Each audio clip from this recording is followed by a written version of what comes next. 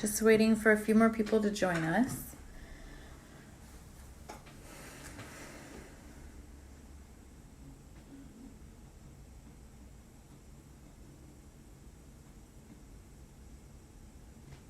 Hey, Kara.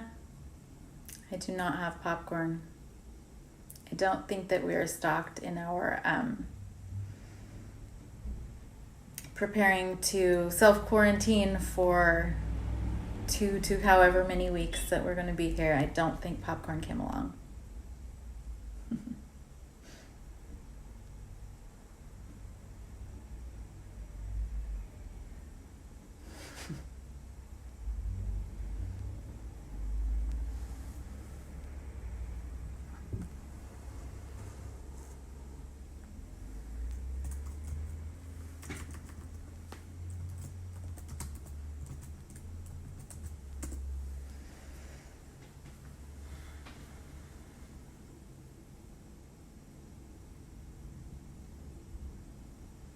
Hey, Christina.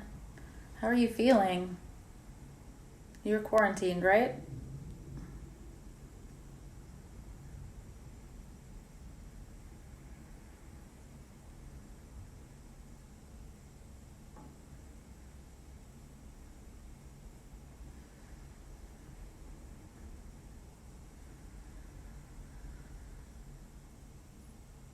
It's definitely been a very interesting March, starting with a primary election, moving into this, and now this is going for a sort of unforeseen amount of time. Oh, I'm great. That is great to hear that you're on the mend. Fantastic. Hey, Lauren. I hope you are doing well and keeping up your social distancing. I would imagine you're probably doing a lot of knitting. I think that I should probably teach my daughter how to knit or crochet. This would be a very good time for that.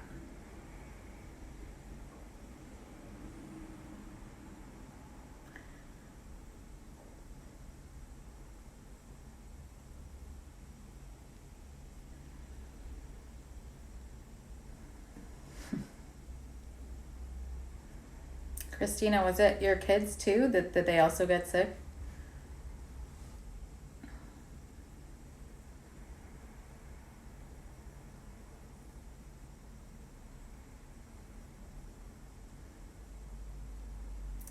Yes, Lauren, lots of crocheting. Hi, Kaden.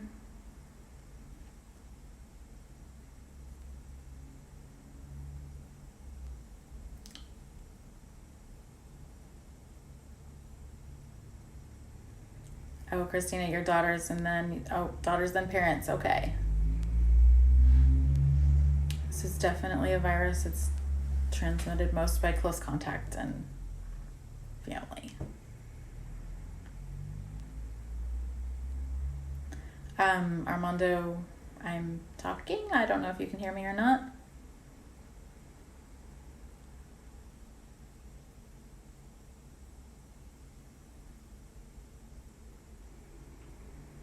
Christina, I hope she's washing her hands like her hands have never been washed before. I think my favorite meme or phrase that anyone has said about this is to wash your hands like you're protecting Ruth Bader Ginsburg. That one definitely motivates me very highly. Got to keep her.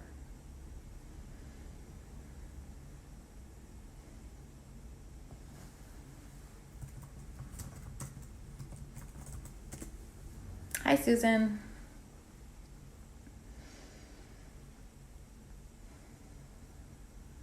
All right, well, thank you all for joining me this evening. This is definitely a different experience for me. I have spent most of my time in chatting with folks in person or at events, and so moving to the digital platform is a little different for me, but these are very serious circumstances, and it's not really a time to not be connected. We may not be socially, physically socializing, but we definitely still need to make sure we're keeping connections, building the networks we need to provide services for each other, whether that's mutual aid or government services or doing the type of activism and organizing it's going to take to get what we need. So I'm speaking to you all this evening, my San Diego friends and family, neighbors and fellow members of the region, not as a candidate for assembly, but just as a San Diegan, as a neighbor, as somebody who's really been affected by this crisis in my personal family. The pandemic has come to our community and affected us all in ways we couldn't have imagined. We've certainly had pandemics before, but it has been just about a century since we've seen anything quite like this, in the magnitude and the way that we're going to have to change our daily behavior to prevent the spread of a virus and to prevent, we're not preventing all death, but certainly prevent death in the magnitude that it could come. We can do this. We can all come together and as a community confront and overcome this challenge. And we have to really remember that we're doing it from a place of love and solidarity.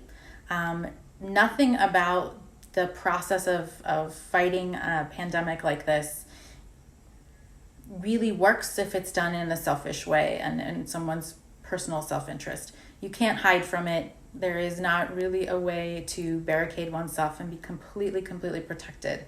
But what we can do is what we offer to each other to protect the community and all of us by just reducing the levels, they call flattening the curve, making sure that we have the smallest spikes possible protects all of us. And just like anything else that we're looking at, and the things that we have really worked on my campaign, housing, universal health care, housing as a human right, and certainly climate, we're all in it together. And if we don't work together to fix the challenges that face us, we will all suffer the severe consequences. So the COVID-19 virus has come on very quickly. First detected and named in December. So just in the past 3 months, has spread across the world, as we all know, and now is settled in California. Here in California, we've had about 600 confirmed cases and about 13 deaths to date confirmed. And we can only assume that there have been many, many more that are not confirmed yet because of lack of testing. We have not had the amount of testing and the availability or the speed of processing the testing that it would take to contain the virus. So we are quite clear that it will not be contained, that we simply have to reduce the speed of its spread. Just looking at statistics like that, looking at death rates can be very dry and very difficult to sort of understand the personal impact. But we know that a virus that has a 2% death rate is an extraordinarily high death rate. And so we really, really do want to do everything we can to keep everyone protected. And really, for most of us, that just means staying home. My life over the last couple of weeks has been, the past week has definitely been affected by this in the sense that very, very, very close, someone very close to me gave birth last week and has had to deal with the impact of quarantine, of voluntary social distancing, and also patient distancing and patient isolation, because the virus is so infectious and because the hospitals are being so incredibly careful. We have screening at every doctor's office. We have screening at every hospital. We have our armed guards outside of hospitals, and staff and facilities taking this very seriously. Someone very close to me is not able to see their newborn baby who is quite ill in the hospital.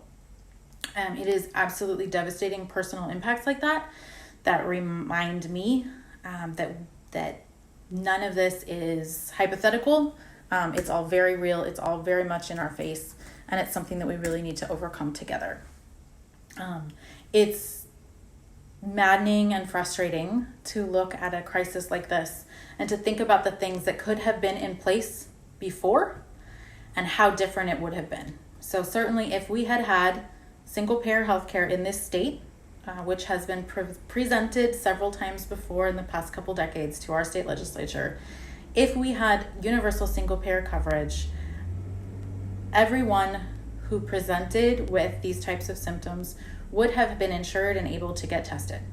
We potentially could have had much, much better identification early of where the cases were, possibly contained them, or done quite a bit to reduce. We don't have that.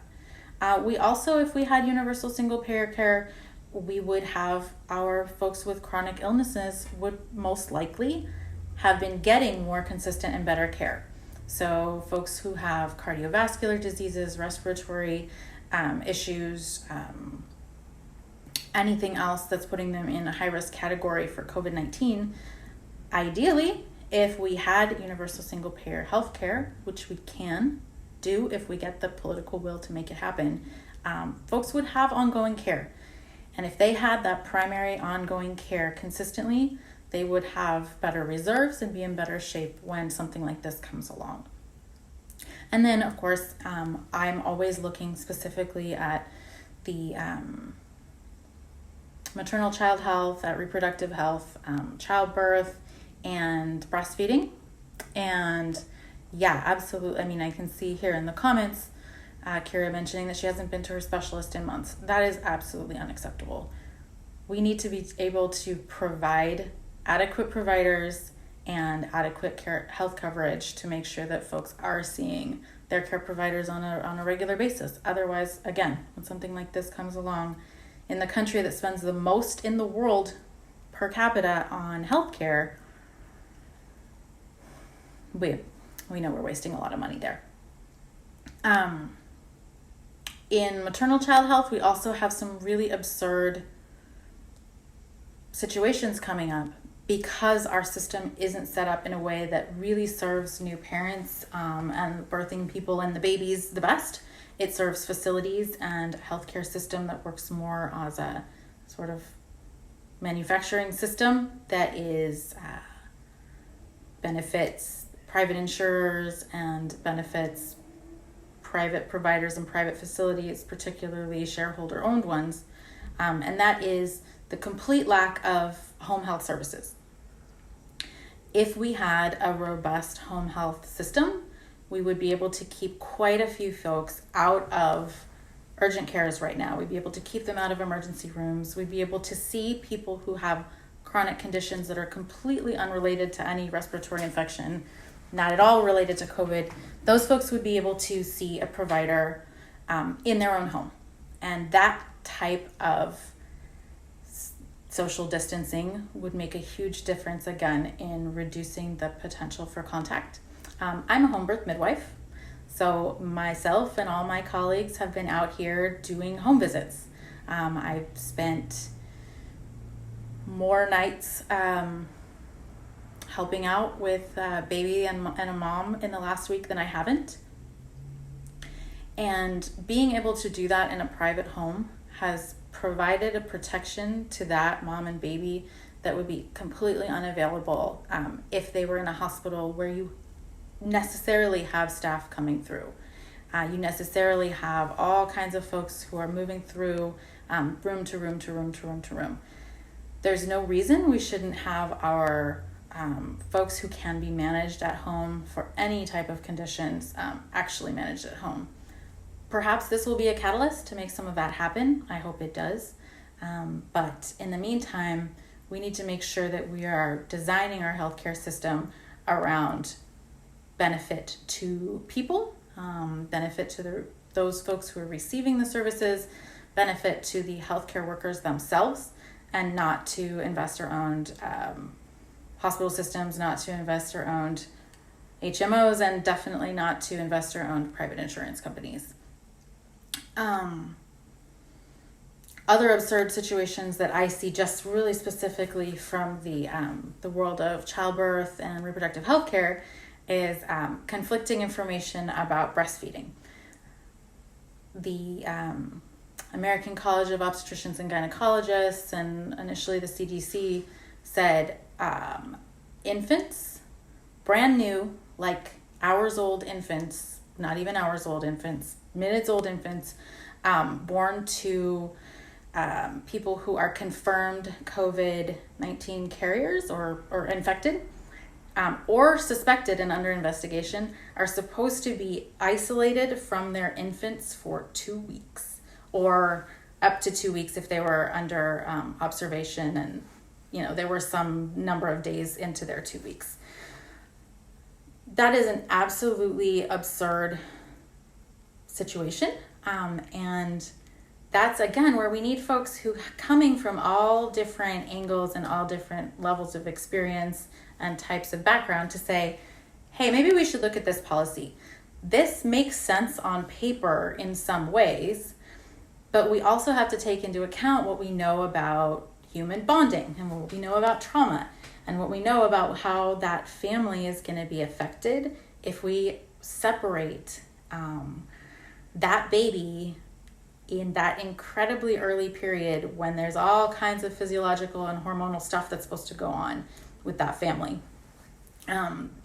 We need to be able to connect the pieces of evidence and the science that we have in all different places and put them together and say, okay, this is not practical. Let's have folks who can make this happen. So that is, honestly, I was stunned when I saw that. Like how could a piece of recommendation and a directive go out to facilities saying to isolate brand newborns from their parents just because they're afraid of droplet contact? It's not even saying that the virus is spread through breast milk. It's not. It's just the idea that you could have the respiratory virus come from the mouth onto the baby. There's other things we can do, like put on a mask and wash your hands. I think that examples like that really show who we prioritize when we come into a crisis and who benefits the most.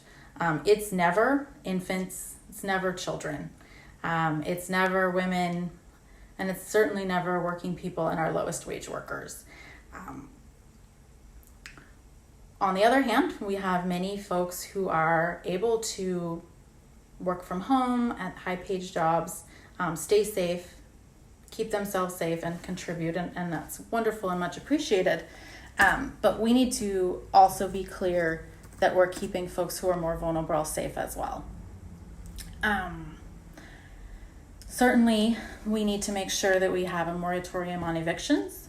That doesn't go far enough, because on a moratorium on evictions, while I'm incredibly happy to see that has come about in different cities, including San Diego, that won't take care of the back pay that is lost for lost hours, for folks who aren't unable to work right now, for folks who are unable to work either because their jobs are closing or because they have kids at home, or they have other elderly dependents or any other dependents that they have to take care of that they're not able to take care of. So we need to have rent relief, and we need to go beyond that and again look at this as a catalyst for we shouldn't be in this situation in the first place. We shouldn't be in a situation where rents are so high and wages are so low that folks are absolutely at the edge and absolutely on the edge of homelessness or on the edge of losing everything they have just because just because we can. Lauren, absolutely. A freeze on rent and mortgages, the moratorium on evictions just will allow debt for later. As you said, it will allow landlords to just keep accruing their expected back pay for rent, or lenders for mortgages. On the children and childcare and that issue, I'm certainly experiencing that at home as well. I have a second grader. My second grader has been home this week. She's in San Diego Unified, so they officially went out on Monday, and as of now, they officially are going to be out of school until the 6th, although my daughter's schedule keeps her out even further through the month of April for her particular school schedule for a very long spring break. She's year-round. But this is an incredible disruption in our daily lives. And I think that, again, hopefully, this will catalyze some change in paid family leave. And folks suddenly having to be home to take care of their kids should be paid to do that. It's one thing for us to say, oh, it's difficult to be home. It's difficult to have to homeschool your children. There's challenges there. But it's also a level of labor that we are asking folks to do unpaid. So if we are home caring for our children and in a way that is disrupting our economy, we should be paying that labor. We should be able to pay families to be home teaching their children if that's what we're expecting them to do. That's not a choice everyone would want to make on a regular basis, and I will be absolutely thrilled when schools are back open and we can thank our teachers and hopefully get them more staffing, all of the resources they're looking for, the counselors, the nurses, everything that we really need to provide for our schools. But in the meantime, we absolutely need to have emergency relief, financial relief for families who cannot work or who are changing around their schedule, how they operate, whether they're sharing, childcare with others, so that we can actually make sure that this is somewhat slightly equitable. Many families have many tricks, and like in the most positive way of, childcare swaps and homeschool together. There are many, many, many things that folks do that are not appropriate to this situation. We aren't supposed to be having play dates. We aren't supposed to have childcare swaps. We aren't supposed to do any of that because we are contributing to the better good by keeping social distance. But that certainly means we are providing a good to society, and we need to make sure that our basic needs are met. This virus certainly is devastating to our lowest wage workers, those who have the lowest income and the lowest wealth in our country. And we're going to have to make a massive move to protect folks and make sure they remain housed, make sure they have access to health care, and make sure that we are also using these changes to catalyze other changes we need to make. So this is a prime example of what can happen in disaster capitalism when a disaster strikes and we have two choices for where to go with it. The response can be, and the rebuilding and the bailouts and the funding and everything that is provided can be benefiting corporate interests and allowing them to make investments in sort of rebuilding that they will make huge returns on, in which working people lose out. Or we can make investments that are directly into working folks and working communities, into children, into our infants, into our healthcare system directly, not relying on bailing out investors to then go ahead and invest. If we can make those direct investments now, we can actually make an intentional change in some of our systems that we know we need to make. We can be climate conscious as we rebuild any parts of our economy that kind of grind to a halt with this pause in an economy. We can intentionally restructure some of what we're doing with childcare. We can intentionally restructure our healthcare system in a way to be climate sensitive, responsive to working people, and certainly responsive to the most vulnerable folks among us. So while this is tragic, and I would never wish a disaster of any type, a tornado, a war, a pandemic. I would never wish that on us. But it also provides an opportunity, since it's here, for us to rebuild in a way that benefits working folks and that benefits families. And I encourage you all to keep up to date with everything that's going on. Now that I'm sort of back to keeping daytime hours and not spending my nights and days and just every waking hour with the brand new member of my family, I will be coming on every day. I will plan to do videos pretty frequently and just really engage with what I'm doing and how I am moving my campaign to be responsive to this crisis. We're working virtually. Even myself and my little staff and my volunteers, none of us are actually in physical contact, and we have not been for the week. We're doing everything virtually. We are doing what it takes for us to personally, it's hard to call it a sacrifice to have to, FaceTime someone instead of seeing them in person, but it is to sacrifice our daily routine to make sure that we're keeping each other and folks around us safe. Our campaign is also not participating in any public events. We are hunkered down, we are staying put, but we absolutely are going to participate in the ways that we can in rebuilding our community. I'm planning to go give blood tomorrow. Not exactly sure what time I'm going, but I'll probably post it, and if anybody wants to meet me, we can stand 6 feet away from each other and wave at each other and remind ourselves that we're there in solidarity, and we can have a conversation at a distance. There is so much that needs to be done. There is food delivery. There are mutual aid organizations sort of building up and networks building up all around, all kinds of ways to plug in. I know I just saw today several requests for volunteers. One is for folks to help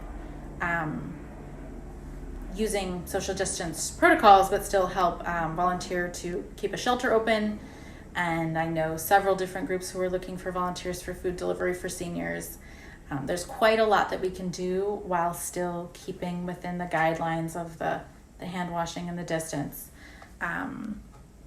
We definitely want everyone to keep up to date with what our county is providing. So in the comments, we have our county text update system. So you can definitely text to the number there on the comment, and you will be able to get updates directly from the county. And I will continue to provide personally provide healthcare services. So if anybody needs anything, my area of specialty is specific, but I can come take your blood pressure. I can take anybody's blood pressure. Certainly anybody who is pregnant or has any issues with newborns, anything in any way related to that, up to and including actually deciding to have a baby out of the hospital, to provide not only to protect the person who decides to be out of the hospital, but I think even more importantly, to free up a space in a hospital for someone who really truly needs to be there. Myself and my colleagues are providing that service as well. So reach out to me. I'd be happy to let you know what is available for any type of home health services. It certainly helps us all for people to just stay home right now. So I want to thank you all so much for engaging, for paying attention to what's going on here. Those of you who are staying home, thank you. I appreciate you. I appreciate what you're doing. Those of you who are going to work because it is essential to your family that you make those wages, or because you work in an essential industry where we need you out there, thank you so much for doing that as well. Those of you who are still keeping us fed, who are keeping our electricity on, our water running, thank you.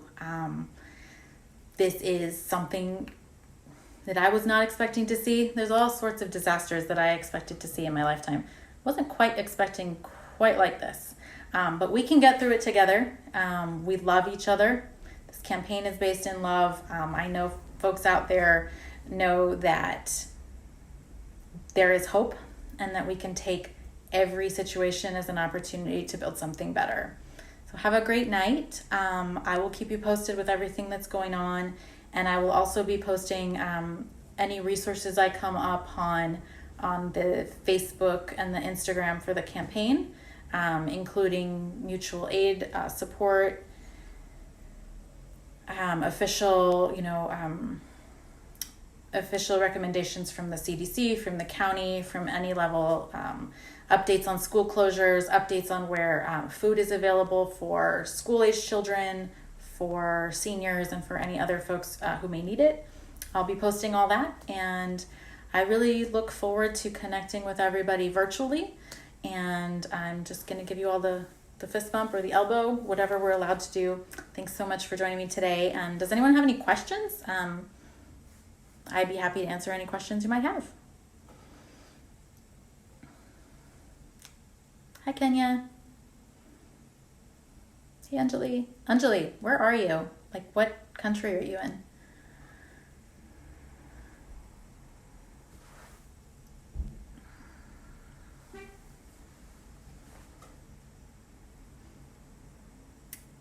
All right, well, I'm going to go ahead and say good night.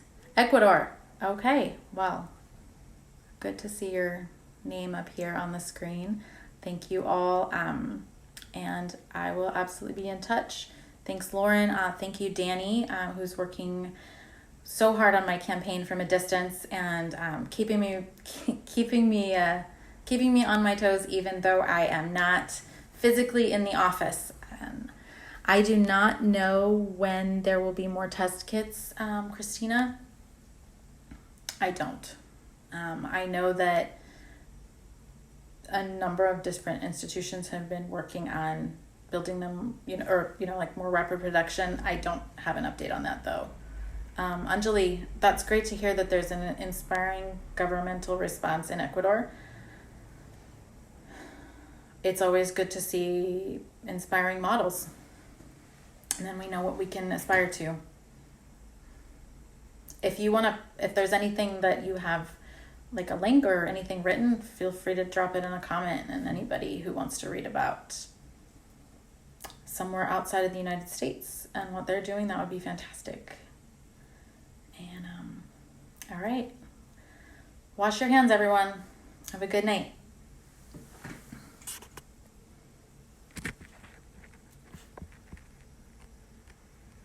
Any ideas on how the DNC should navigate the primaries?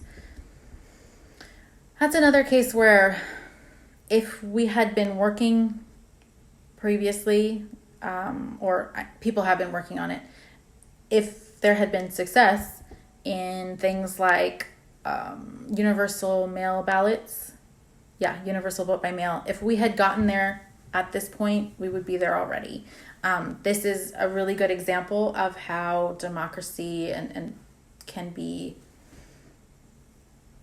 crushed by situations, whether those are manufactured or whether they're genuinely organically arising from nature, which I do believe that this one is. I don't think it's a conspiracy or that anyone made it in a lab, but the outcome is that it is going to dramatically repress voter turnout. I can't imagine any other way that this is going to go. I would love for it to be possible for any existing states to be able to create a universal vote by mail for those states, like any states left who haven't done primaries yet. I don't imagine that that's possible. I hope that we learn from this and that we move forward in that way so that the next time anything happens that folks don't get immediately disenfranchised.